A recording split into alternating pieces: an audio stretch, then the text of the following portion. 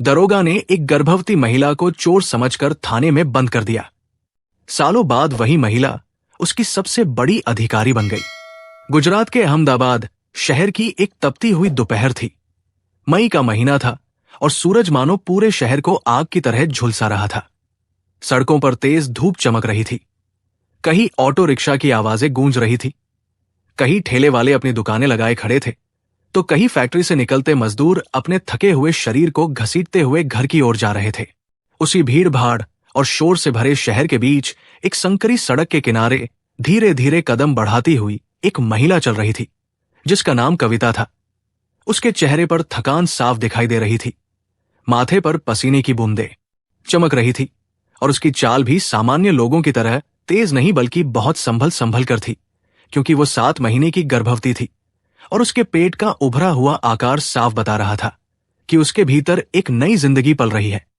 लेकिन उसके चेहरे की चिंता ये भी बता रही थी कि उस जिंदगी को सुरक्षित दुनिया में लाने का रास्ता उसके लिए बिल्कुल आसान नहीं था।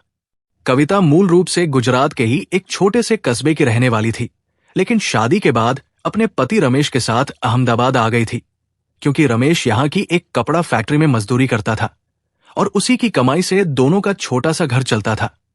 शुरुआत में जिंदगी बहुत मुश्किल नहीं थी, क्योंकि भले ही पैसे कम थे, लेकिन रोज का खाना और किराया किसी तरह निकल जाता था।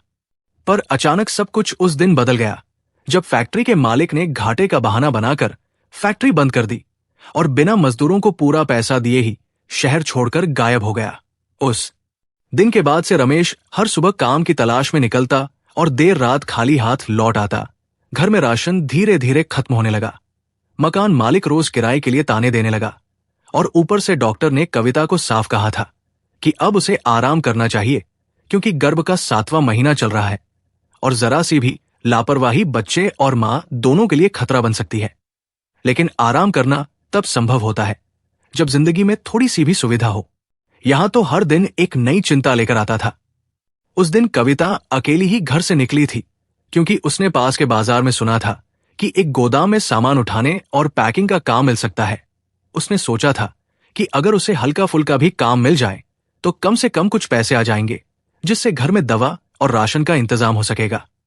लेकिन जैसे ही वो बाजार की उस भीड़ भाड़ वाली गली में पहुंची जहां चारों तरफ दुकानें, ठेले और लोगों की आवाजाही थी, अचानक एक ज्वेलरी दुकान के सामने जोर जोर से शोर मचने लगा और दुकान के अंदर से एक आदमी घबराई हुई आवाज में चिल्लाता हुआ बाहर आया और जोर से कहने लगा कि उसकी दुकान से अभी अभी सोने की चेन चोरी हो गई है और चोर शायद अभी भी यही कहीं आसपास मौजूद है। उसकी आवाज सुनकर आसपास के लोग तुरंत इकट्ठा होने लगे और कुछ ही पलों में वहां एक बड़ी भीड़ जमा हो गई। लोग एक दूसरे को शक की नजर से देखने लगे। कोई किसी पर शक कर रहा था तो कोई किसी और पर। लेकिन अचानक उस दुकानदार की नजर भीड़ से थोड़ी दूर खड़ी कविता पर पड़ी, जो दीवार का सहारा लेकर धीरे धीरे सांस ले रही थी, क्योंकि ज्यादा चलने से उसकी सांस फूल गई थी। दुकानदार ने बिना कुछ सोचे समझे तुरंत अपनी उंगली उसकी तरफ उठाई और जोर से चिल्लाया कि यही औरत उसकी दुकान के सामने खड़ी थी और उसी के बाद चेन गायब हुई है, इसलिए चोर यही हो सकती है। भीड़ को जैसे एक निशाना मिल गया और अचानक सभी लोगों की नजरें कविता पर टिक गई। कुछ लोग आपस में बातें करने लगे कि शायद इसी ने चोरी की होगी, क्योंकि ये बाहर की लग रही है। कोई कह रहा था कि साड़ी में छुपा लिया होगा, तो कोई यह भी कह रहा था कि आजकल चोरियां ऐसे ही होती है और चोर लोग मासूम बनकर घूमते हैं। कविता घबरा गई और उसने तुरंत हाथ जोड़कर सबको समझाने की कोशिश की कि उसने कुछ भी नहीं किया है और वो तो सिर्फ काम ढूंढने आई थी। लेकिन भीड़ में किसी के पास उसकी बात सुनने का समय नहीं था, क्योंकि जब भीड़ को एक शक मिल जाता है तो सच अक्सर उसकी आवाज में दब जाता है। तभी किसी ने पुलिस को फोन कर दिया और कुछ ही मिनटों में पुलिस की जीप वहां आकर रुकी, जिससे धूल का हल्का सा गुबार सड़क पर उठ गया। जीप से एक सख्त चेहरे वाला दरोगा नीचे उतरा, जिसका नाम इंस्पेक्टर विक्रम सिंह था। लंबा कद, कड़क आवाज और आंखों में एक ऐसी आदत जो बिना पूरी जांच किए ही सामने वाले को अपराधी मान लेने की आदी हो चुकी थी। उसने आते ही भीड़ को पीछे हटने का इशारा किया और दुकानदार से पूछा कि मामला क्या है। दुकानदार ने तुरंत घबराते हुए पूरी कहानी सुनाई और फिर बिना किसी सबूत के सीधा कविता की तरफ इशारा करते हुए कह दिया कि वही औरत उसकी दुकान के सामने खड़ी थी और उसी के बाद चेन गायब हुई है, इसलिए उसे पूरा शक है कि चोरी उसी ने की है। विक्रम सिंह ने धीरे धीरे अपनी नजर कविता की तरफ घुमाई और उसे ऊपर से नीचे तक गौर से देखा। कविता का चेहरा डर से सफेद पड़ चुका था और उसकी आंखों में आंसू भर आए थे। उसने कांपती हुई आवाज में कहा कि साहब, उसने कोई चोरी नहीं की है और वो तो बस काम ढूंढने आई थी। लेकिन विक्रम सिंह ने उसकी बात पूरी होने से पहले ही सख्त आवाज में कहा कि हर चोर पकड़े जाने के बाद यही कहता है, और सच तो थाने में ही निकलता है। कविता ने रोते हुए कहा कि वो गर्भवती है और उससे गलती से भी ऐसा काम नहीं हो सकता। लेकिन विक्रम सिंह को जैसे इन बातों से कोई फर्क नहीं पड़ रहा था, क्योंकि उसके लिए ये सिर्फ एक केस था जिसे जल्दी से जल्दी सुलझाना था ताकि उसकी सख्त पुलिस वाले की छवि बनी रहे। उसने तुरंत अपने सिपाहियों को आदेश दिया कि उस औरत को जीप में बैठाकर थाने ले जाओ, क्योंकि वहां पूछताछ होगी और अगर सच में उसने चोरी की है तो सब सामने आ जाएगा। 2 सिपाही आगे बढ़े और कविता का हाथ पकड़कर उसे जीप की तरफ ले जाने लगे, जबकि वो लगातार रोते हुए कह रही थी कि उसने कुछ भी नहीं किया है और वो सिर्फ एक मजबूर औरत है जो अपने होने वाले बच्चे के लिए काम ढूंढने आई थी। लेकिन उसकी आवाज उस भीड़ के शोर और लोगों के तानों के बीच कहीं दब गई और कुछ ही मिनटों बाद पुलिस की जीप बाजार की उस गली से निकलकर सीधे थाने की तरफ बढ़ गई। अहमदाबाद के पुराने इलाके में बना वो थाना बाहर से जितना साधारण दिखता था, अंदर से उतना ही भारी और डरावना महसूस होता था, क्योंकि वहां की दीवारों पर सालों पुराना पेंट उखड़ चुका था। लोहे की सलाखों वाले लॉकअप से आती बदबू पूरे कमरे में फैली रहती थी और वहां आने वाला हर इंसान अपने आप को एक अजीब सी घुटन में महसूस करता था। कविता को जैसे ही जीप से उतारकर अंदर लाया गया तो उसकी आंखों में डर और भी बढ़ गया, क्योंकि उसने जिंदगी में कभी पुलिस थाना करीब से नहीं देखा था। विक्रम सिंह अपनी कुर्सी पर बैठ गया और मेज पर रखी फाइल को बंद करते हुए कविता से सख्त आवाज में पूछने लगा कि सच सच बता दे कि उसने सोने की चेन कहां छुपाई है, क्योंकि अगर उसने अभी सच नहीं बताया तो बाद में पछताना पड़ेगा। कविता लगातार रोते हुए यही कहती रही कि उसने कोई चोरी नहीं की है और वो निर्दोष है। लेकिन विक्रम सिंह को उसकी बातों पर जरा भी भरोसा नहीं हो रहा था और उसने तुरंत एक महिला कांस्टेबल को बुलाकर कहा कि इसकी अच्छी तरह तलाशी ली जाए, क्योंकि चेन जरूर कहीं न कहीं छुपाई गई होगी। कुछ देर बाद तलाशी पूरी हो गई, लेकिन महिला कांस्टेबल ने धीरे से कहा कि उस औरत के पास ऐसा कुछ भी नहीं मिला जिससे यह साबित हो सके कि उसने चोरी की है। यह सुनकर कुछ पल के लिए कमरे में सन्नाटा छा गया, लेकिन विक्रम सिंह के चेहरे पर शक अभी भी बना हुआ था, क्योंकि उसे लगता था कि चोर इतने आसानी से पकड़े नहीं जाते और जरूर उसने कहीं और चेन छुपा दी होगी। उसने गुस्से में मेज पर हाथ मारते हुए कहा कि अगर अभी सच नहीं बोल रही है तो इसे लॉकअप में डाल दो, क्योंकि एक रात सलाखों के पीछे बिताने के बाद हर अपराधी की जुबान खुल ही जाती है। कविता के पैरों तले जैसे जमीन खिसक गई और उसने रोते हुए आखिरी बार विनती की कि उसे बंद मत किया जाए, क्योंकि वो गर्भवती है और उसे डर लग रहा है। लेकिन उसकी बात किसी ने नहीं सुनी और अगले ही पल लोहे का भारी दरवाजा बंद हुआ और वो उस ठंडी और अंधेरी कोठरी के अंदर अकेली रह गई, जहां सिर्फ बदबू, सन्नाटा और उसके आंसुओं की आवाज थी। ठंडी फर्श पर बैठी कविता ने धीरे धीरे अपने पेट पर हाथ रखा और दर्द और डर से भरी आवाज में फुसफुसाकर अपने होने वाले बच्चे से कहा कि शायद उनकी किस्मत में बहुत कठिन रास्ते लिखे हैं, क्योंकि आज उसकी जिंदगी का सबसे अपमानजनक और दर्दनाक दिन था, जब बिना किसी गलती के उसे चोर समझकर जेल की सलाखों के पीछे डाल दिया गया था।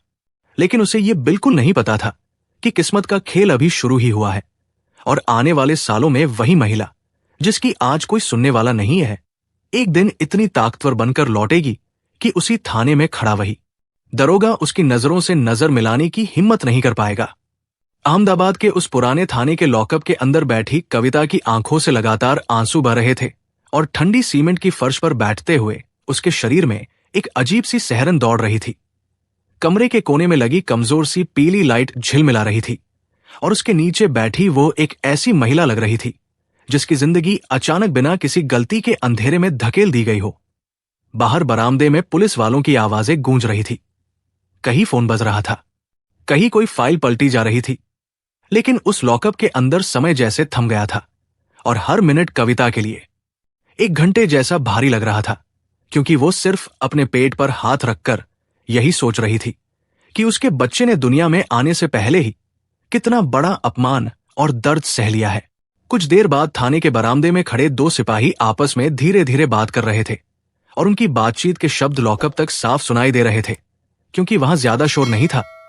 एक सिपाही ने दूसरे से कहा कि यार, मुझे तो ये औरत चोर नहीं लगती, क्योंकि उसके चेहरे पर जो डर और बेबसी है वो किसी अपराधी की नहीं बल्कि किसी मजबूर इंसान की लगती है। लेकिन दूसरा सिपाही कंधे उचकाकर बोला कि भाई, हमें क्या करना है? साहब ने कहा है तो बंद किया है, और अगर सच में चोरी नहीं की होगी तो कल तक खुद ही छूट जाएगी। पुलिस की नौकरी में ज्यादा सोचने से सिर्फ मुसीबत बढ़ती है, इसलिए जो आदेश मिले वही करना बेहतर है।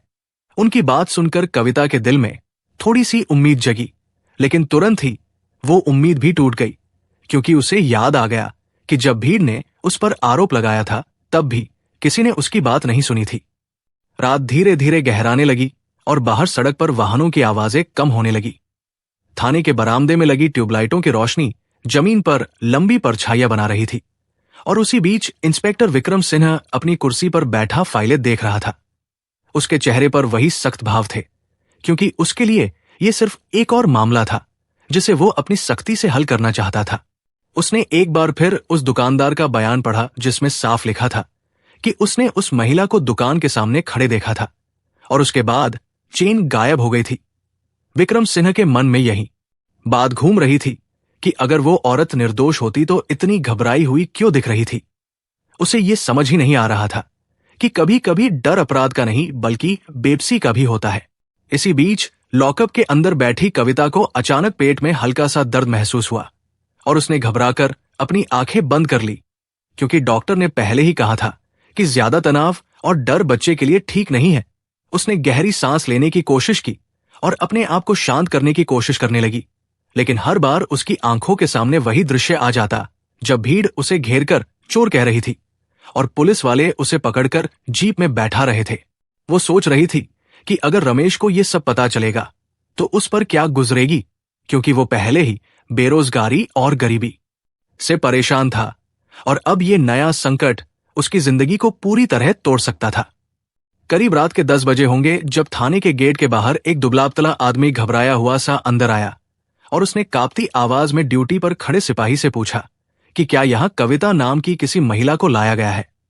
सिपाही ने उसे ऊपर से नीचे तक देखा और फिर पूछा कि वो कौन है। उस आदमी ने जल्दी जल्दी कहा कि वो उसका पति रमेश है, और किसी ने बाजार से आकर बताया कि उसकी पत्नी को चोरी के शक में पुलिस पकड़ कर ले गई है। ये सुनते ही सिपाही ने उसे अंदर जाने का इशारा किया और कुछ ही पल बाद रमेश इंस्पेक्टर विक्रम सिन्हा के सामने खड़ा था। उसके चेहरे पर चिंता और डर साफ दिखाई दे रहा था, क्योंकि उसने कभी सोचा भी नहीं था कि उसकी पत्नी जैसी सीधी औरत पर चोरी का आरोप लग सकता है।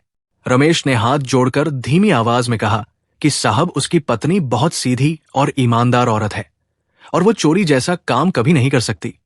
वो सिर्फ काम ढूंढने बाजार गई थी, क्योंकि घर में पैसों की बहुत तंगी है और वो 7 महीने की गर्भवती भी है, इसलिए उससे ऐसी गलती होना नामुमकिन है।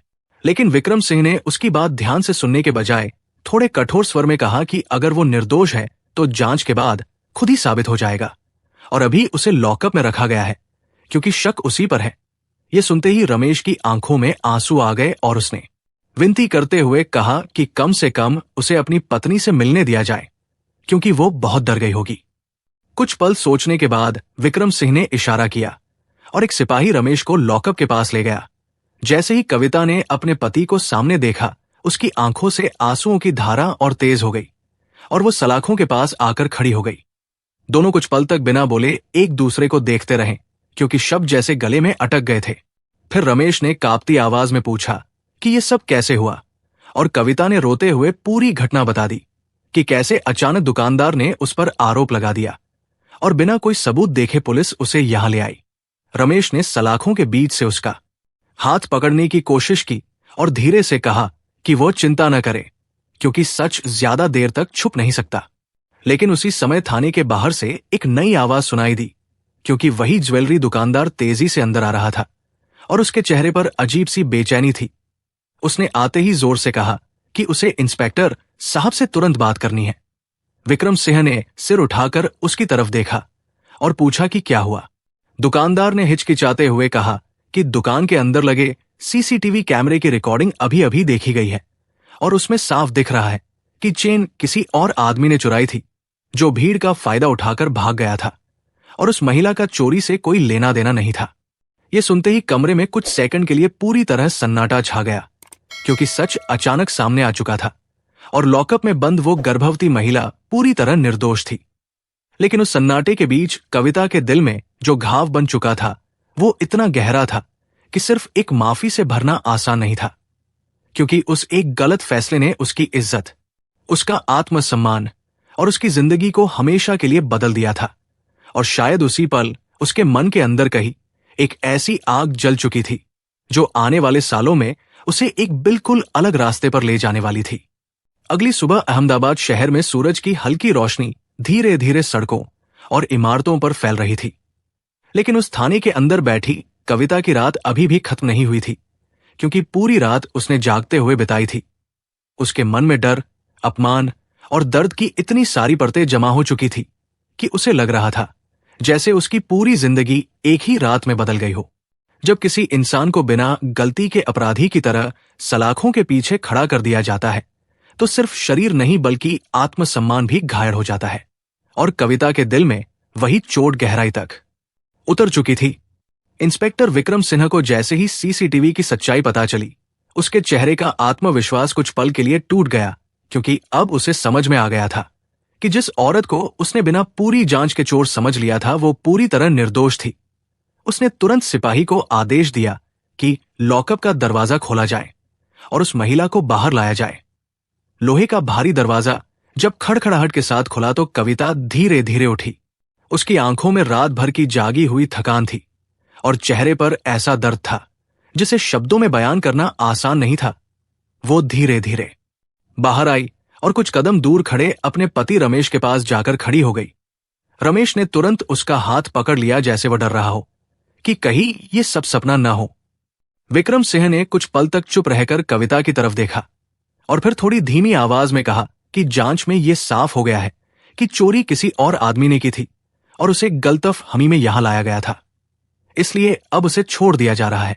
ये शब्द सुनने में भले ही सामान्य लग रहे थे, लेकिन कविता के दिल में जो जख्म बन चुका था उसके सामने ये बहुत छोटे लग रहे थे, क्योंकि रात भर एक गर्भवती महिला को चोर समझकर बंद करना सिर्फ एक गलती नहीं बल्कि एक ऐसा अपमान था जिसे भूलना आसान नहीं था।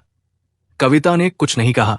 उसने सिर्फ एक बार उस थाने की दीवारों और सलाखों की तरफ देखा, जैसे उस जगह को हमेशा के लिए अपने मन में याद कर लेना चाहती हो।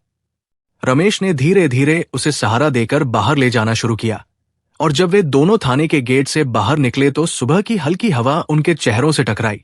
लेकिन उस हवा में भी वो आजादी का एहसास नहीं था जो होना चाहिए था, क्योंकि उनके दिलों में अभी भी रात की कड़वी यादें ताजा थी।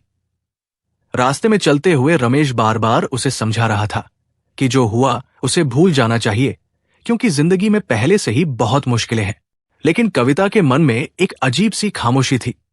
वो ज्यादा कुछ नहीं बोल रही थी और बस धीरे धीरे चल रही थी, जैसे उसके अंदर कोई गहरी सोच जन्म ले रही हो। घर पहुंचने के बाद कुछ दिन तक कविता बहुत शांत रहने लगी। पहले वो छोटी छोटी बातों पर मुस्कुरा देती थी, लेकिन अब उसके चेहरे पर वही मुस्कान गायब हो चुकी थी। रात को जब वो सोने की कोशिश करती तो उसे बार बार वही लॉकअप की ठंडी फर्श, वही लोहे की सलाखें और वही भीड़ की आवाजें याद आ जाती जो उसे चोर कह रही थी। कई बार उसकी आंखों से आंसू अपने आप बहने लगते और रमेश उसे समझाने की कोशिश करता कि ये सब सिर्फ एक दुर्घटना थी। लेकिन कविता के मन में धीरे धीरे एक नया विचार जम लेने लगा था, क्योंकि उसे महसूस हुआ कि दुनिया में सबसे ज्यादा ताकत उसी इंसान के पास होती है जिसके हाथ में कानून और अधिकार होता है। कुछ हफ्तों बाद कविता ने एक दिन अचानक रमेश से कहा कि वो पढ़ाई करना चाहती है। रमेश पहले तो थोड़ा हैरान हुआ, क्योंकि उनकी आर्थिक हालत पहले ही बहुत कमजोर थी और पढ़ाई का खर्च उठाना आसान नहीं था। लेकिन कविता ने शांत आवाज में कहा कि अगर वो पढ़ेगी नहीं तो जिंदगी भर ऐसे ही लोग उसे कमजोर समझते रहेंगे। उसने कहा कि जिस दिन वो उस थाने में खड़ी थी उस दिन उसे पहली बार महसूस हुआ कि एक आम इंसान की आवाज कितनी कमजोर होती है, और अगर उसके पास कोई पद या अधिकार नहीं होता तो उसकी बात सुनने वाला कोई नहीं होता। रमेश ने कुछ देर सोचने के बाद उसकी आंखों में देखा और कहा कि अगर वो सच में पढ़ना चाहती है तो वो हर संभव कोशिश करेगा ताकि उसका सपना पूरा हो सके। उसी दिन से कविता ने अपने जीवन की दिशा बदलने का फैसला कर लिया। दिन में वो घर के छोटे मोटे काम करती और शाम को किताब लेकर बैठ जाती। गर्भ के अंतिम महीनों में भी उसने पढ़ाई नहीं छोड़ी, क्योंकि अब उसके अंदर सिर्फ एक मां नहीं बल्कि एक ऐसी महिला जाग चुकी थी जो अपने अपमान को ताकत में बदलना चाहती थी। कुछ महीनों बाद उसने एक बेटे को जन्म दिया और जब उसने पहली बार अपने बच्चे को गोद में लिया तो उसकी आंखों में एक अजीब सी चमक थी, क्योंकि अब उसके पास एक और कारण था मजबूत बनने का। वो चाहती थी कि उसका बच्चा एक ऐसी दुनिया में बड़ा हो जहां उसकी मां को कोई कमजोर या बेबस समझकर अपमानित न कर सके।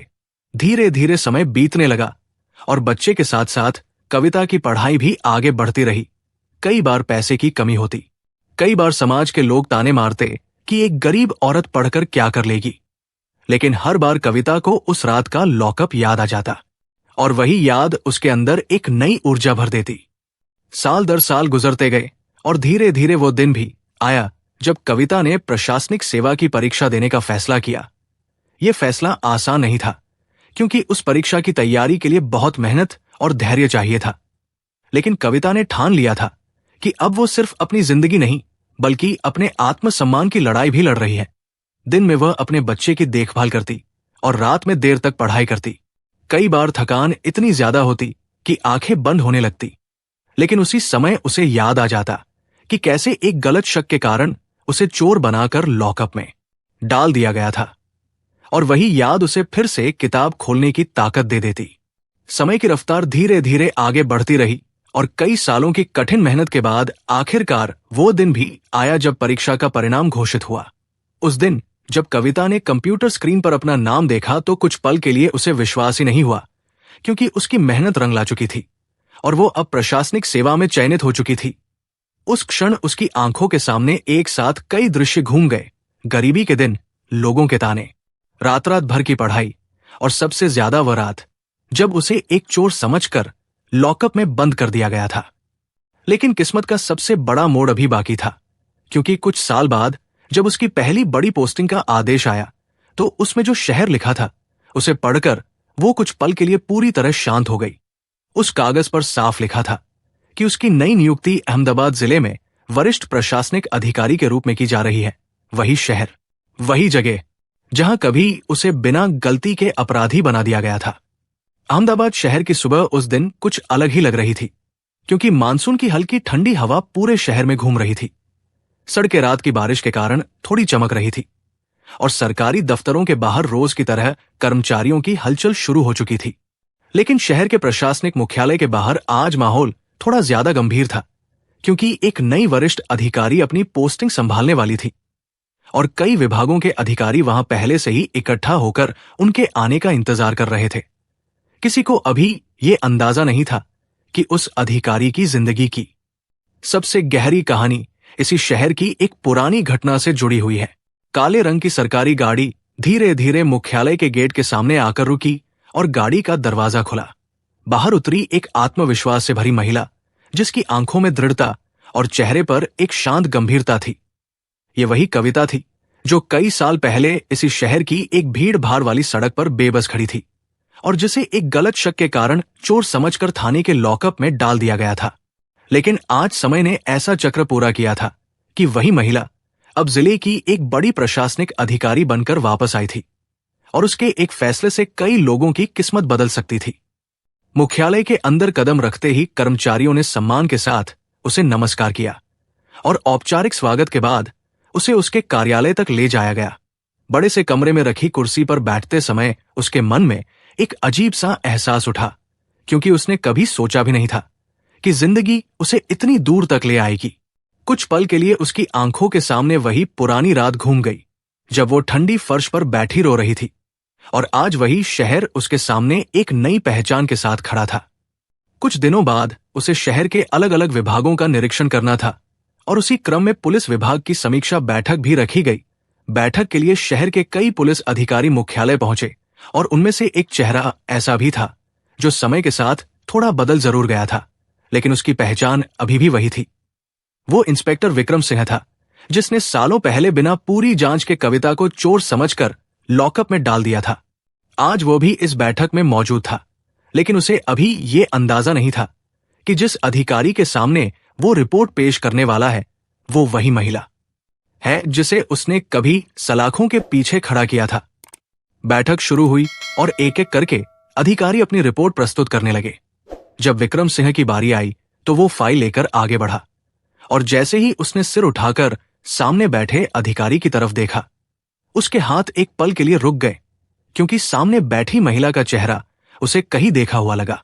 वो कुछ सेकंड तक ध्यान से देखता रहा और अचानक उसके चेहरे का रंग बदल गया, क्योंकि अब उसे साफ याद आ चुका था कि ये वही महिला है जिसे कई साल पहले उसने चोरी के शक में गिरफ्तार किया था। कमरे में मौजूद बाकी लोगों को शायद इस बात का अंदाजा नहीं था, लेकिन विक्रम सिंह के मन में उस पल जैसे एक तूफान उठ चुका था, क्योंकि समय ने ऐसी स्थिति पैदा कर दी थी जिसकी उसने कभी कल्पना भी नहीं की थी। वो महिला जिसे उसने एक कमजोर और बेबस आरोपी समझा था, आज उसके सामने एक वरिष्ठ अधिकारी की कुर्सी पर बैठी थी और पूरे कमरे की नजरें उसी पर टिकी थी। उसके हाथ में पकड़ी फाइल हल्की सी कांपने लगी, लेकिन उसने खुद को संभालने की कोशिश की और रिपोर्ट पढ़ना शुरू किया। कविता ने शांत चेहरे के साथ उसकी पूरी रिपोर्ट सुनी। उसके मन में उस पुरानी रात की यादें जरूर घूम रही थी, लेकिन उसके चेहरे पर किसी तरह का गुस्सा या कटुता दिखाई नहीं दे रही थी, क्योंकि इन सालों में उसने सिर्फ पढ़ाई ही नहीं बल्कि धैर्य और समझ भी सीखी थी। जब विक्रम सिंह की रिपोर्ट खत्म हुई तो कमरे में कुछ पल का सन्नाटा रहा और फिर कविता ने धीरे से कहा कि कानून की ताकत सिर्फ अपराधियों को पकड़ने में नहीं बल्कि निर्दोष लोगों की रक्षा करने में भी होती है, और एक छोटी सी लापरवाही किसी इंसान की पूरी जिंदगी को दर्द में बदल सकती है। उसकी आवाज शांत थी, लेकिन शब्द इतने गहरे थे कि कमरे में बैठे सभी अधिकारी ध्यान से उसकी बात सुन रहे थे। उसने आगे कहा कि पुलिस की जिम्मेदारी सिर्फ शक के आधार पर कार्रवाई करना नहीं बल्कि सच्चाई तक पहुंचना है, क्योंकि कभी कभी एक गलत फैसला किसी गरीब और कमजोर इंसान की इज्जत को हमेशा के लिए तोड़ देता है। ये कहते समय उसकी नजर कुछ सेकंड के लिए विक्रम सिंह पर टिक गई, और शायद वही पल था जब विक्रम सिंह को अपनी पुरानी गलती पूरी तरह याद आ गई। बैठक खत्म होने के बाद सभी अधिकारी धीरे धीरे बाहर जाने लगे, लेकिन विक्रम सिंह कुछ देर वही खड़ा रहा और फिर हिम्मत जुटाकर कविता के पास आया। उसकी आवाज पहले जैसी कड़क नहीं थी, बल्कि उसमें एक भारीपन था। उसने धीमी आवाज में कहा कि शायद वो उसे पहचान गई होगी और उसने जो सालों पहले किया था वो एक बहुत बड़ी गलती थी जिसके लिए वो आज भी शर्मिंदा है। उसने कहा कि उस समय उसने सिर्फ शक के आधार पर फैसला लिया और ये सोचे बिना कि सामने खड़ी महिला की जिंदगी पर उसका क्या असर पड़ेगा। कविता कुछ पल तक चुप रही और फिर बहुत शांत आवाज में बोली कि जिंदगी में हर इंसान से गलतियां होती हैं, लेकिन असली फर्क इस बात से पड़ता है कि वो गलती से क्या सीखता है। उसने कहा कि अगर उस रात की घटना नहीं होती तो शायद वो कभी ये महसूस नहीं कर पाती कि एक आम इंसान के लिए न्याय कितना जरूरी होता है, और शायद वही दर्द उसे यहां तक लेकर आया है।